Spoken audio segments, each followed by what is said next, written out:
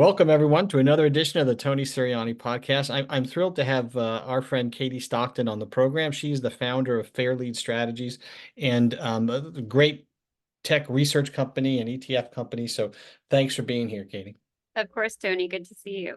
Good to see you. So look, I guess this is, I got to ask all my dumb market questions when I have somebody, smart on the show that could sort of tell us what's going on. So, bull market, bull market, bull market, have they run their course? I mean, people are calling for, something happening at some time. What's your view? I mean, the momentum is so strong and it's really very broad-based, this uptrend. So we feel like we want to stay on the bull side of things until it tells us otherwise.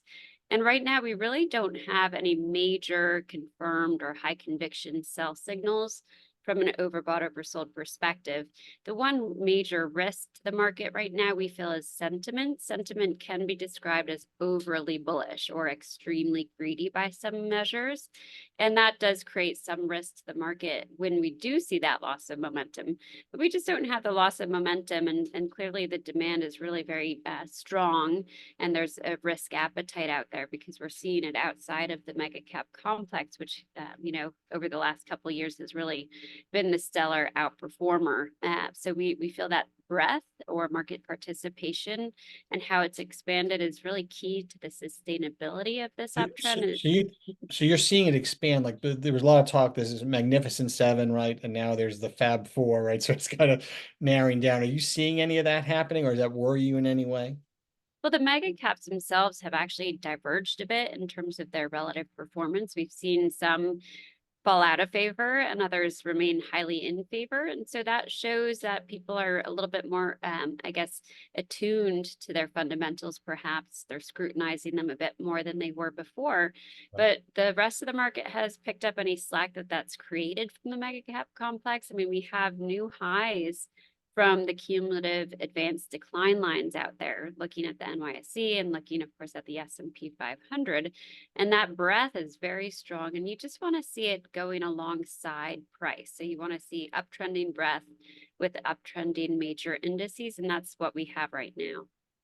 And what about so very technical analysis? How do you include something like AI into that? Like when you see something sort of clearly it's going to be part of the future, right? But how do you account for it? Is it a bubble? Is it not? That kind of thing. Yeah, I mean, there's nothing out there that looks like a real bubble to us. We feel like the trends have actually been somewhat orderly. We have, even in the likes of NVIDIA, it's a very steep uptrend, but we had a very prolonged consolidation there for a while before the last major breakout. So in a way, it is stair-stepping higher. And when something's stair-stepping, that creates a more sustainable slope to the uptrend. It's when things tend to go parabolic. That's where we tend to see, V or inverted V tops unfold. And I don't really see much of that out there. We don't feel like we have bubble behavior. But with AI, as with any theme, we are excited about it. We try to hone in on opportunities within that thematic sort of takeaway from the markets. And indeed, it's something that feels like it's here to stay. So also thematic, we're in an election year, right? So and how do you, I mean, you're, one of the top tech analysts on the street. How do you factor in politics, and which is Well, always a weird thing. luckily, I don't really have to, right? I prefer not to get too political, but there are technicians out there who focus on things like the presidential cycle and 4-year cycles in the markets, and it's not really our thing. It doesn't mean that there's not value to it. Of course, we have our own methodology, which is Right. highly momentum based and watching overbought, oversold metrics and watching trend exhaustion and relative performance. So the Well, political cycle. let's talk about Yeah. that a little bit. Let's talk about, you know, what do you do what's your tech analysis? Where you mentioned obviously some of it right there, but what do you guys hang your hat on? Well, when we first look at charts, which is the process, right? I mean, we're very visual in what we're doing. We're looking at a lot of charts every day. And we're first looking for primary trends on a long-term basis and then key levels. So key support or potential areas of buying pressure, key resistance, or potential areas of selling pressure. And that gives us a risk reward takeaway from each chart. We combine those levels and the trends with our indicators, which do measure momentum. They measure the overbought, oversold condition of each security. They measure whether there's trend exhaustion indications and that relative performance, which is usually based on ratios. So we'll take a ratio as an example of the semiconductor ETF to the broader market and see if we're seeing leadership there, which tends to be indicative of a strong tape. So we spend a lot of time with the ratios. Right. And how does that differ, you think, from some of your competition? What they're Some of doing? the competition, which they're all friends, by the way, so it's, let's call it friendly It's a small competition. world, I know. So some really don't use many indicators whatsoever. So I would say on average, I probably use a bit more indicators than most technicians. And I think where you have success with the indicators is in how you combine them. It's not any one indicator that has all the answers, or else this would be made much easier than it really Yeah, is. so that's the art part of the art and Yeah, science. You got that's to kind of know how exactly to right. paint it a little bit, right? And Yeah, and but that's the challenge, I think, also with AI, because AI kind of only looks backwards. So you wonder if you base something, on tech so much. In our business, retail advisors too, it can't do the art part of it. It can look at a bunch of things, but it can't do I the don't art. know. I kind of feel like I can when I've tested some things and I'm really amazed by it, quite frankly. But yeah, the art is the hard part to at least program, right? Yeah. To program. And I mean, what form of analysis isn't backward looking, right? We're all I mean, it looking has at to be right. Well, right. prices. And so that, the patterns and the trends, I think the real assumption is that the trend will continue until it tells you otherwise. So we're not trying to be ultra predictive, saying the S&P 500 will close at this level at year end. We have maybe an edge in getting to that level, but we feel like we're adding more value by simply identifying prevailing trends and momentum, and then knowing when it's wise to be managing risk to a higher degree. So we want to help our clients and investors. We want to help them avoid the major drawdowns and to Right. perhaps be able to navigate the corrective phases. And so that's leads me to my next question, the ETF. So in order to help people do this, you guys created ETF. Well, it's not new, right? It's a couple No, of years. it's now, we just celebrated its 2-year anniversary. So we're excited about that. And it is essentially, it can be a holistic portfolio in and of itself, something that replaces your old fashioned buy and hold strategy or Yeah. the old fashioned 60-40 type of portfolio, in that it creates a dynamic version of that. It starts with the sector spider ETFs, evaluates those for long-term momentum characteristics primarily. It's a somewhat sophisticated technical model, but the goals are quite simple, and the structure of the portfolio is quite simple in that we're starting with those sector spiders. And then in environments where not enough of them are checking the box for us, we'll move into a combination of what we're considering to be risk-off asset classes, also via ETF. So we have 3 ETFs. One represents gold, one represents short-term treasuries, sort of our closest to cash equivalent, Yeah. and then one is long-term treasuries. And it's those 3 ETFs that allow us to manage risk through drawdowns for the S&P 500, which is, of course, where you see major setbacks. And a lot of us, can't really afford those major setbacks. So we wanted to create something that was, very reliably helping us avoid those major drawdowns. So how do you suggest advisors use the ETF with clients? And what's the most common thing you're seeing? And We see it as sort of a US large cap growth type of position typically. Some will treat it more as a satellite technical position as well. And then others might treat it as more of a hedged equity exposure. It could fit into all 3 of those categories. So it really has some versatility, and it has inherent diversification to it as well. So it's not something, like a passive ETF that you'd have to offset at different times. right. The only time at which we would offset it would be if in a very strong tape, we would probably supplement TAC, which is the ticker TACK, or the Fairlead Tactical Sector ETF, with some technology exposure, because we know that the tech footprint is so huge in the S&P 500. And, it's a bull market cycle in which you want to leverage that sector. Yeah, great. Obviously ETFs have come to the fore, right? It's part of everybody's business now. They do it. So it's good to know kind of where should I place this ETF if I was going to do it with my clients. So thank you for that.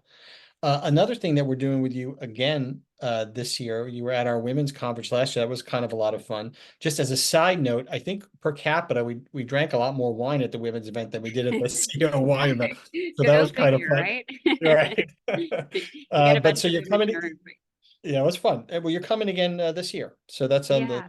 April 17th.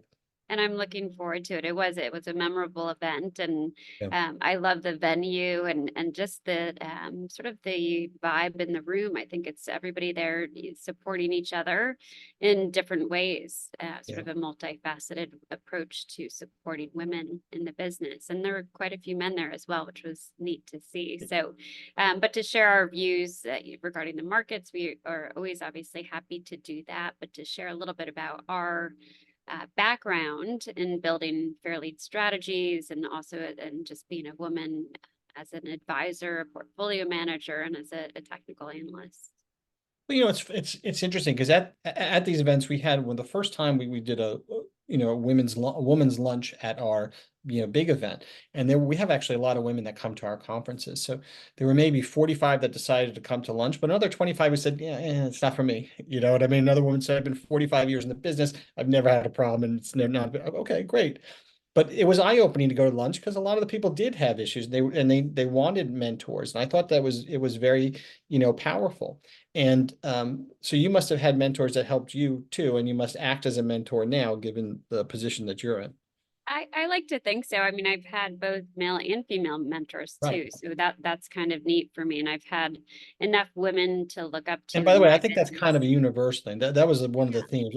Almost all the women said they had great male mentors too that sort of helped Mhm. them get through, which Oh, is for nice. sure. And helped me in different ways in terms of helping me develop my methodology. That was key, of course, working under some really talented technical analysts like Mike Hurley for one. But also, just having folks to look up to like Marianne Bartels or Louise Yamada. She's gonna be there, by the way. Oh, which is great. I You're can't gonna wait to see her. see her.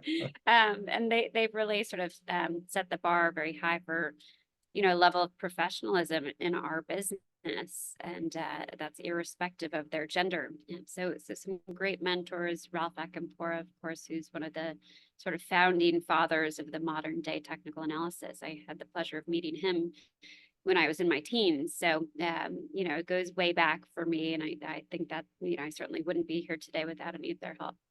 And just any suggestions that you would have for women coming. My daughter just started. I have 4 daughters. One of them has decided to come into this business, which is great, and she's getting her license now and all that kind of stuff. But just a general advice or advice for asking someone to be a mentor. How would you go about it today? Oh, I think just to be very, straightforward about it. If you have something that they could help you specifically, especially rather than just sort of, high level mentorship, say, listen, I'm having trouble with this. Right. Is this something that you could help me with?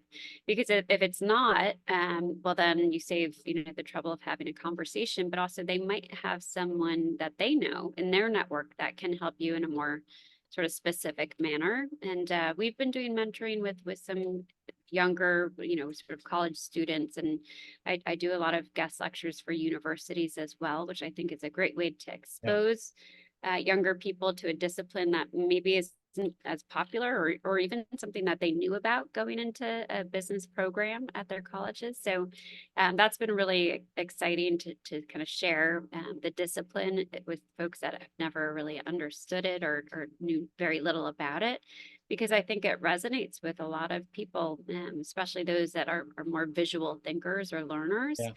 And you can get a bit mired down by with the spreadsheets.